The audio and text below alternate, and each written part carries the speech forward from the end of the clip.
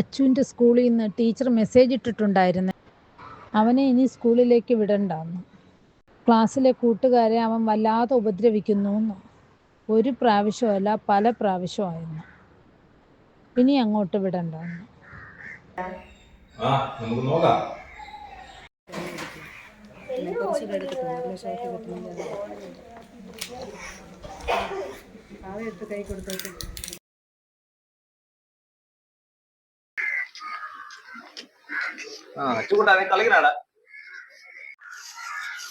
എത്ര നാളായി അവൻ സ്കൂളിൽ പോവാതെ ഇങ്ങനെ ഇരിക്കുന്നു. അവന് നമുക്ക് ഇങ്ങനെ ഇരുത്തിയാ മതിയോ? 2 മാസത്തോളമായി സ്കൂളിൽ അവൻ പോയിട്ട്. മറ്റു കുട്ടികളെ പോലെ എന്റെ കുട്ടിയെ സ്കൂളിൽ പോണം. എന്റെ കുഞ്ഞിന് എന്താണ് കുഴപ്പം? അവന് ഒരു കുഴപ്പവും ഇല്ല. ചേട്ടാ, നമുക്ക് അവനെ ഏതെങ്കിലും ഒരു ഡോക്ടറെ ഒന്ന് കാണിക്കണ്ടേ? എന്നും അവനെ ഇങ്ങനെ ഇരുത്തിയാ മതിയോ? അവന്റെ കൂടെയുള്ള ജാനുവും കണ്ണനും ഒക്കെ സ്കൂളിൽ പോകുന്നുണ്ട്. അവരെന്തെല്ലാം സംസാരിക്കുന്നു, കളിക്കുന്നു. ഈ പ്രായത്തിലുള്ളല്ലേ അവനും. അവൻ ഒന്നും സംസാരിക്കുന്നുമില്ല, കളിക്കുന്നുമില്ല, ഇങ്ങനെ ഇരിക്കുകയാണല്ലോ. നമുക്ക് ഹോസ്പിറ്റലിൽ ഒന്നും കാണിക്കണ്ടേ അവനെ? എന്റെ ആവശ്യമുണ്ടോ?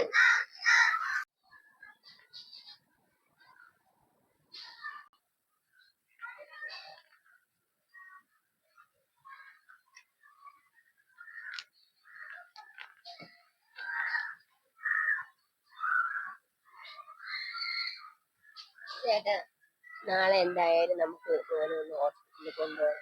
കുറെ നാളായില്ലേ ഞാൻ പറയുന്നു. ചേട്ടൻ നാളെ എന്തായാലും ജോലിക്ക് പോകണ്ട, അവനെ കൊണ്ട് ഹോസ്പിറ്റലിൽ പോകുന്നത്. നീ വിഷമിക്കണ്ട, നീ കുറെ കാലമായിട്ട് പറയാനല്ലേ. നമുക്ക് എന്തായാലും കാണിക്കാം, എന്താണെന്ന് നോക്കാം.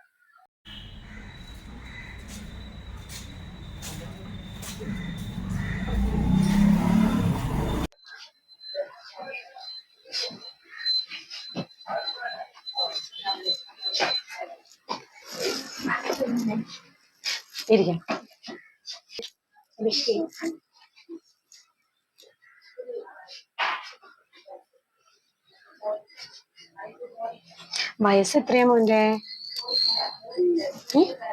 വയസ്സ് എത്രയാണ്? 6 വയസ്സ്. പറഞ്ഞോളൂ. സ്കൂളിൽ പോകുമ്പോ ടീച്ചർ പറയുന്നുണ്ട് അവന് വ്യത്യസ്തമായിട്ടുള്ള ചില പെരുമാറ്റ രീതികളൊക്കെ പറയുന്നുണ്ട്. അങ്ങനെ സ്കൂളിൽ പോകുന്നില്ല ഇപ്പൊ. ആണോ? സ്കൂളിൽ പോകുന്നില്ല അഭിഷേക്? പോകുന്നില്ല? എന്ത് ടീച്ചർ പറയാറ്? ക്ലാസ്സിൽ ബഹളമാണ്, കുസൃതി കൂടുതലാണ്, ബസ്സിലൊക്കെ ആയിട്ട് സൗണ്ട് ഉണ്ടാക്കുന്നു, കസേരയിട്ട് സൗണ്ട് ഉണ്ടാക്കല്, അങ്ങനെ ഇച്ചിരി ബഹളവും നിർബന്ധവും കൂടുതലാണ്. സംസാരിക്കോ ഡോക്ടറോട്?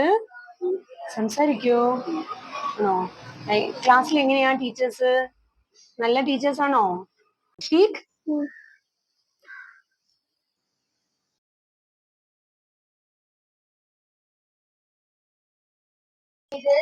ഇത് കളഞ്ഞാലോ? വേറെ കളിപ്പാട്ടം തരാം അമ്മ, കേട്ടോ.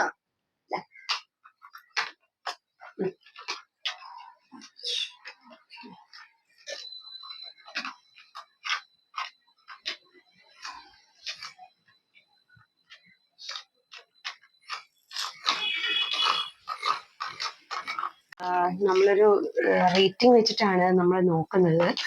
വിഷമിക്കാനല്ല പറയുന്നത്, ഒരു mild to moderate autistic features ആണ് നമ്മൾ ഈ കാണുന്നത്. അപ്പൊ ശരിക്കും നിങ്ങൾക്ക് അറിയാമായിരിക്കും ഓട്ടിസം എന്ന് പറയുന്നതിന്റെ കാര്യങ്ങളൊക്കെ. ഓട്ടിസം എന്ന് പറയുന്നത് ശരിക്കും ഒരു കുറച്ച് ബുദ്ധിമുട്ടുള്ള ഒരു ഏരിയ ആണ്. നമുക്ക് ചെയ്യേണ്ടത് എന്താണെന്ന് വെച്ച് കഴിഞ്ഞാൽ മോന്റെ ബിഹേവിയറൽ ചേഞ്ചസ്, അതേപോലെ തന്നെ സ്പീച്ച് അതെല്ലാം നമുക്കൊന്ന് കറക്റ്റ് ചെയ്തെടുക്കേണ്ടതുണ്ട്. അവന്റെ ഒരു കമ്മ്യൂണിക്കേഷൻ സ്കില്ലൊക്കെ നമുക്ക് കൂട്ടിയെടുക്കണം. അപ്പോൾ കമ്മ്യൂണിക്കേഷൻ സ്കില്ല് കൂട്ടുന്നതിനും അതേപോലെ തന്നെ ബിഹേവിയറൽ കണ്ടീഷൻസ് ഒക്കെ ഒന്ന് കറക്റ്റ് ചെയ്യുന്നതിനുമായിട്ട് നമുക്ക് സ്പീച്ച് തെറാപ്പിയും ബിഹേവിയറൽ തെറാപ്പിയും ഒക്കെ നമുക്ക് അവൈലബിൾ ആണ് ഇന്ന്. അപ്പൊ അതുകൊണ്ട് നമുക്ക് അതൊക്കെ ഒന്ന് ചെയ്യിക്കണം. അതേപോലെ തന്നെ നമുക്ക് മെഡിസിൻസ് ഇന്റേണലി നമുക്ക് കൊടുക്കാൻ പറ്റും. കുറച്ച് ആയുർവേദിക് ഡ്രഗ്സ് ഒക്കെ നിങ്ങൾ കൊടുക്കുകയാണെങ്കിൽ ഒത്തിരി നല്ലതായിരിക്കും. ഞാൻ പറഞ്ഞു തരാം എങ്ങനെയാണ് കൊടുക്കേണ്ടതെന്നുള്ളത്. അപ്പൊ ഇന്റേണൽ മെഡിക്കേഷൻസും അതോടൊപ്പം തന്നെ നമുക്ക് കുറച്ച് തെറാപ്പീസ് അല്ലാതെ തന്നെ നമ്മുടെ ട്രീറ്റ്മെന്റ്സ് ഉണ്ട്.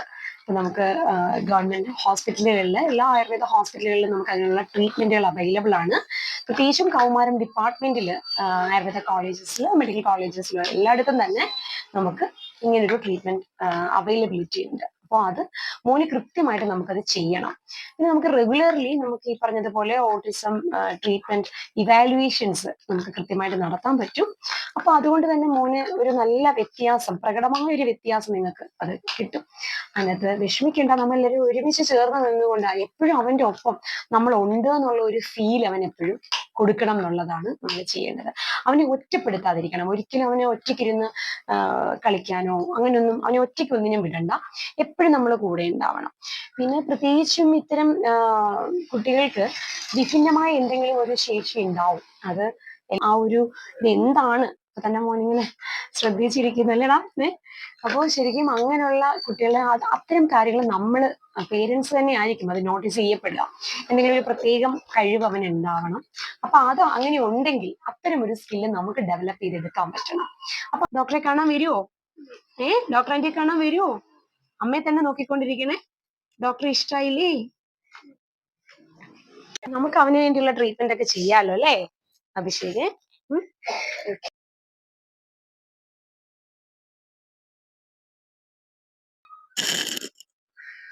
ഹലോ ഹലോ ചിത്ര, എന്തോ? ഞാനാണേ. പറയടി. കുറെ നാളായല്ലോ നിന്നെ വിളിച്ചിട്ട്. നിങ്ങൾ വീട്ടില് ജോലിയൊക്കെ നേരത്തെ കഴിഞ്ഞു, അതുകൊണ്ടാണ് നിന്നെ ഒന്ന് വിളിക്കാന്ന് കരുതി. നീ എന്താ ഒന്നും മിണ്ടാത്തെ? എന്താ പറയാ, സുഖം. വയ്യേ? ഇല്ല, കുഴപ്പമൊന്നുമില്ല. നിന്റെ ശബ്ദം എന്തോ ഒരു വല്ലായിക പോലെ. ഒന്നുമില്ല. മൂത്താള് സ്കൂളിൽ പോയി, ഇളയാള് പോയോ? സ്കൂളിൽ പോയോ മക്കളെ? മൂത്താള് പോയി, ഇളയാള് പോയിട്ടില്ല. വിശേഷങ്ങൾ പറ. അവന്റെ പേരിൽ ചെറിയൊരു വിഷമം, അങ്ങനെ ഇരിക്കാം. നമ്മള് മോനെ ഇളയാളിനെ ഹോസ്പിറ്റലിൽ കൊണ്ടുപോയി. പറഞ്ഞായിരുന്നല്ലോ ഹോസ്പിറ്റലിൽ കൊണ്ടുപോകണമെന്ന്. അങ്ങനെ പോയപ്പോഴത്തേക്കും ഡോക്ടർ പറഞ്ഞ ആളിന് ഓട്ടിസമാണ്. അവന് കുറച്ച് തെറാപ്പിയും കാര്യങ്ങളൊക്കെ ചെയ്യണമെന്ന് പറഞ്ഞിരിക്കുന്നു. അതൊന്നും കുഴപ്പമില്ല. അവൻ ഒരു ഇളയ കുട്ടിയല്ലേ, നിന്റെ കൊഞ്ചലും അതൊക്കെ കൊണ്ട് അവൻ അങ്ങനെയൊക്കെ പെരുമാറുന്നതായിരിക്കും. ഡോക്ടർ പറഞ്ഞോ ഓട്ടിസം പറഞ്ഞോ?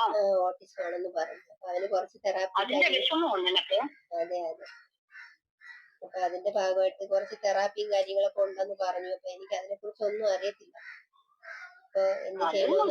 അതൊക്കെ നമുക്ക് ഇടയ്ക്ക് എന്റെ കൂട്ടുകാരി സിനിയില്ലേ, അവളുടെ മോൾക്ക് ഇങ്ങനെ ചെറിയ എന്തോ ബുദ്ധിമുട്ടാന്ന് പറഞ്ഞ അവള് പറഞ്ഞിരുന്നു. അതിന് നമുക്ക് നല്ലൊരു ഒരു കേന്ദ്രമുണ്ട് കേട്ടോ. നമ്മുടെ കാട്ടാക്കടയില് ഒരു ഓട്ടിസം സെന്റർ ഉണ്ട്. നമ്മുടെ വിദ്യാഭ്യാസ വകുപ്പിന്റെ കീഴിലുള്ള ഒരു സ്ഥാപനമാണ്. നമ്മുടെ കാട്ടാക്കട BRCയില് ഒരു ഓട്ടിസം സെന്റർ ഉണ്ട്. ആ ഓട്ടിസം സെന്ററിൽ മോന് എല്ലാ തരത്തിലുള്ള സേവനവും കിട്ടും. ഫിസിയോതെറാപ്പി ഉണ്ട്, സ്പീച്ച് തെറാപ്പി ഉണ്ട്. അല്ലാതെ സെന്ററിലാണ് അവന് ഒരു പിന്തുണയും അവന് സന്തോഷത്തോടുകൂടി മുന്നോട്ട് പോകാൻ കഴിയുന്ന രീതിയിലുള്ള പ്രവർത്തനങ്ങളൊക്കെ കിട്ടും. അതിന് പേടിക്കൊന്നും വേണ്ട. പൊതുവിദ്യാഭ്യാസ വകുപ്പിന്റെ കീഴിലാണ് ആ സ്ഥാപനം. നമ്മുടെ കാട്ടാക്കട MLA അഡ്വക്കേറ്റ് IB സതീഷിന്റെ MLA ഫണ്ട് ഉപയോഗിച്ചാണ് നമ്മുടെ ഈ കോവിഡ് സമയത്താണ് ഇത്തരത്തിലൊരു സ്ഥാപനം തുടങ്ങിയത്. എന്തായാലും നാളെ തന്നെ നീ മോനുമായിട്ട് അവിടെ ഒന്ന് പോകും. വിഷമിക്കണ്ട കേട്ടോ. പോയിട്ട് വന്ന് എന്നെ വിളിക്കണേ. വിളിക്കാം.